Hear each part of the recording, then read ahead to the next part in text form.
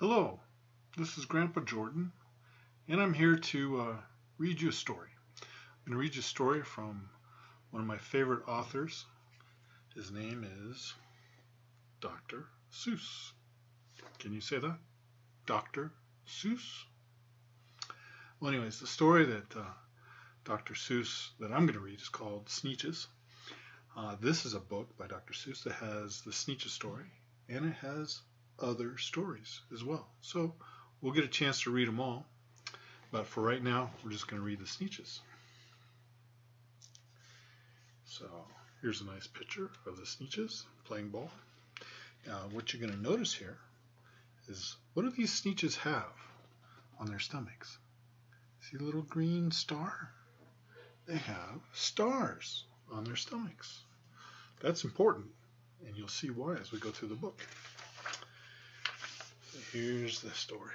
Sneetches and Other Stories. This is another story called The Zacks, and we'll get to that later, but right now we're going to read the Sneetches story. The Sneetches. Alright,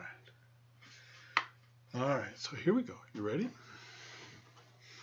Let's see if I can say here correctly. Now the star-belly Sneetches had bellies with stars. The plain-belly Sneetches had none upon theirs. Those stars weren't so big. They were really so small you might think such a thing wouldn't matter at all. So you see, he's got the star. Does he have a star? No, he doesn't have a star.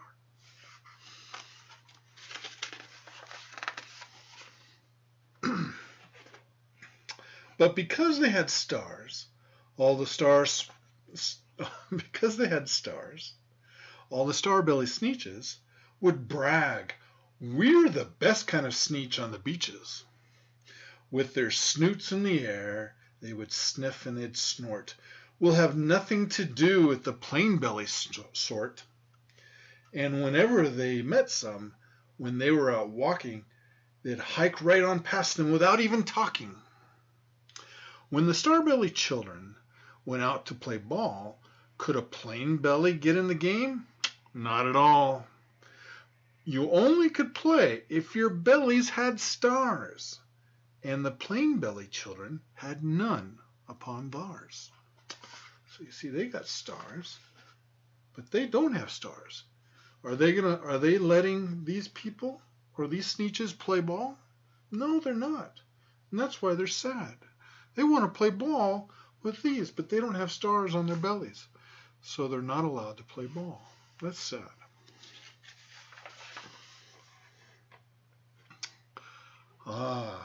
When the star-belly Sneetches had Frankfurter roasts, or picnics, or parties, or marshmallow toasts, they never invited the plain-belly Sneetches.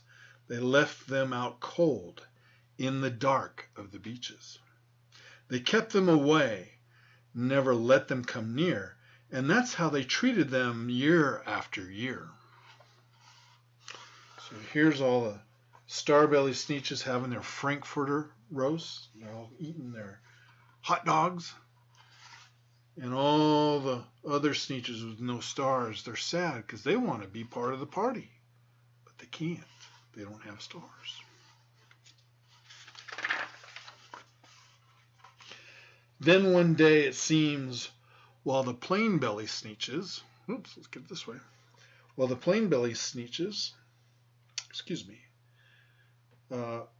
one day it seems, while the plain-belly Sneetches were moping and doping alone on the beaches, just sitting there wishing their bellies had stars, a stranger zipped up in the strangest of cars.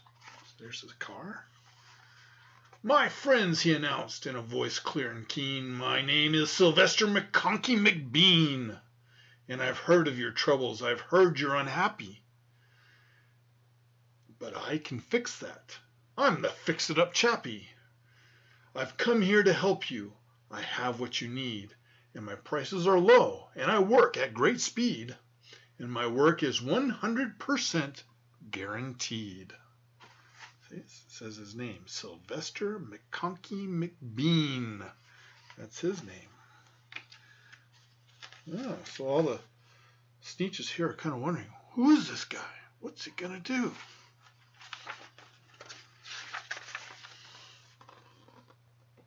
All right. Then quickly Sylvester McConkey McBean put together a very peculiar machine. And he says, you want stars like a Starbelly Sneetch? My friends, you can have them for $3 each. Just pay me your money and hop right aboard. So they clambered inside. Then the big machine roared, and it clonked, and it bonked, and it jerked, and it burked, and it bopped them about.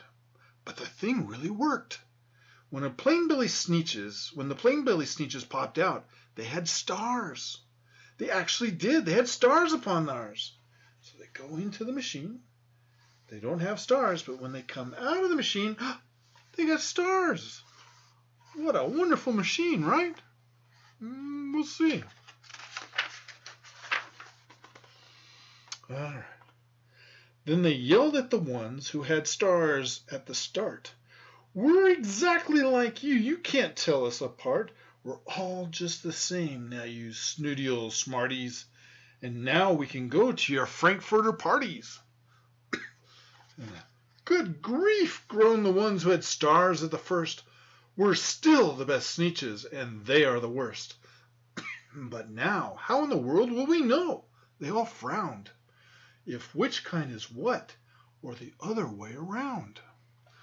So now these guys have stars, and these are the guys who had stars before, and they're going like, well, how come they can have stars, and now they're just like us? That's not fair.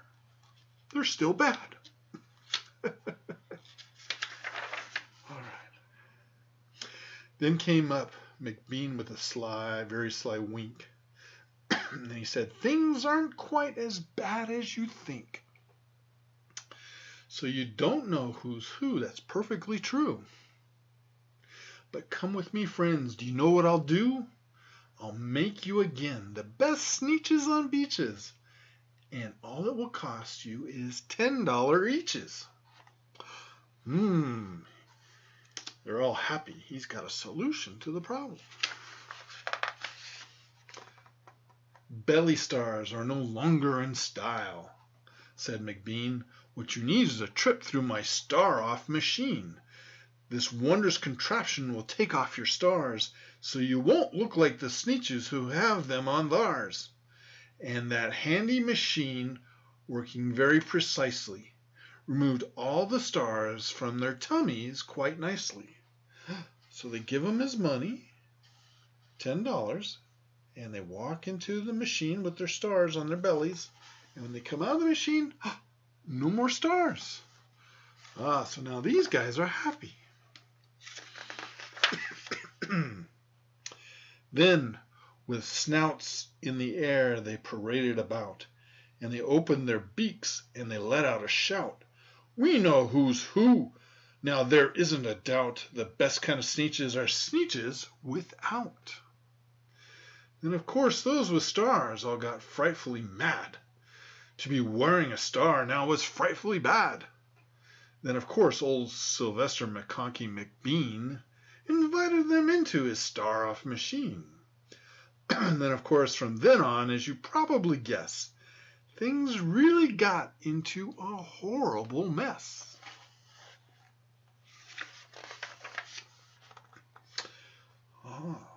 All the rest of that day, on those wild, screaming beaches, the fix-it-up chappie kept fixing up Sneetches. Off again, on again, in again, out again. Through the machines they raced round and about again, changing their stars every minute or two. They kept paying money. They kept running through until neither the plane nor the Starbellies knew whether this one was that one, or that one was this one, or which one was what one, or what one was who.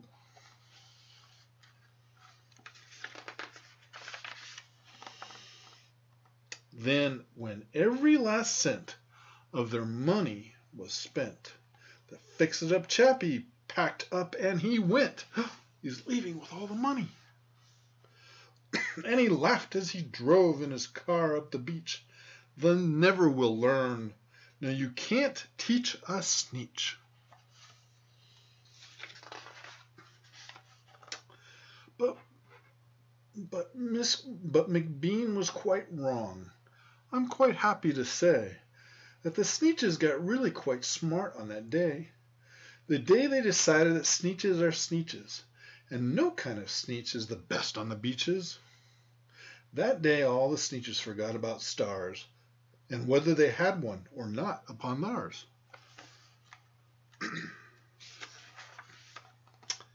The end.